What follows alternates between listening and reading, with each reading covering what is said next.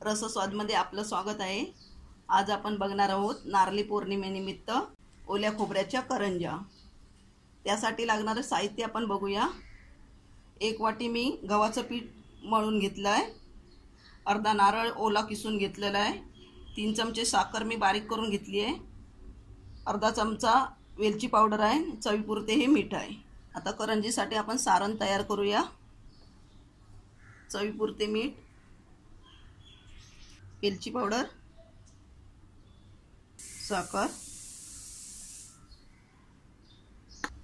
हे आता सगळं आपण मिक्स करूया। हे सारण आपलं चांगलं मिक्स झालं आहे। यामध्ये तुम्ही गूळ पण वापरू शकता। गव्हाच्या पिठाचे आपण एवढे गोळे करून घेणार आहोत, एवढ्या आकाराचे। आता हे आपण लाटून घेऊया।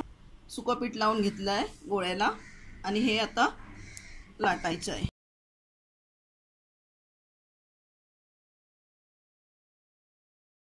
ह्या आकारामध्ये एवढे आपल्याला लाटायचे आहेत। करंजीमध्ये आपण सारण भरूया।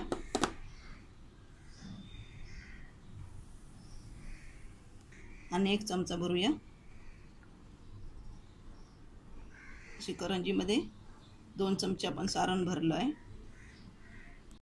आता ही बंद करून घेऊया। हिची किनार एकदम पूर्णपणे बंद करून घ्यायची, म्हणजे ती उघडायला नाही पाहिजे, अशी पॅक करून घ्यायची दाबून।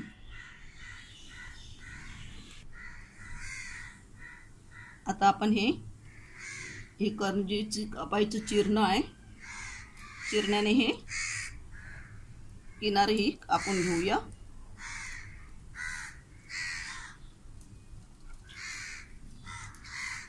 अशा पद्धतीने आपली ही करंजी बनवून झालेली आहे। आता हे बाकीचे करंजी आपण बनवून घेऊया। करंजी आपली बनवून तयार झाली आहेत। आता आपण हे तळून घेऊया। तेल आपलं तापलेलं आहे। आता स्लो गॅसवर आपण करंजी तळून घेऊया।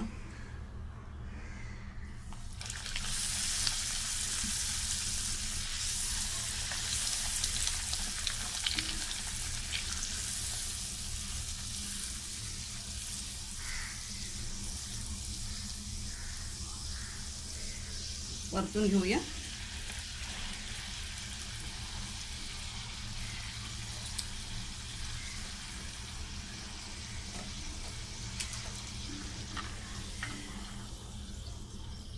करंजी तळून झाली आहे। 1 मिनिटामध्ये आपले हे 2 करंजी तळून झाले आहेत। नारळी पौर्णिमेनिमित्त ओल्या नारळाच्या करंज्या आपले तळून झालेले आहेत। गावाला आमच्या हे ओल्या नारळाचे करंज्या नैवेद्यासाठी दाखविले जातात आणि तशा पद्धतीत मी आज तुम्हाला हे ओल्या नारळाच्या करंज्या दाखवले आहेत। अशा पद्धतीने तुम्ही एकदा करंज्या करून बघा आणि नारळी पौर्णिमेला नैवेद्य दाखवा। हा व्हिडिओ आवडला असेल तर लाईक करा आणि रसस्वादला सबस्क्राईब करा। धन्यवाद।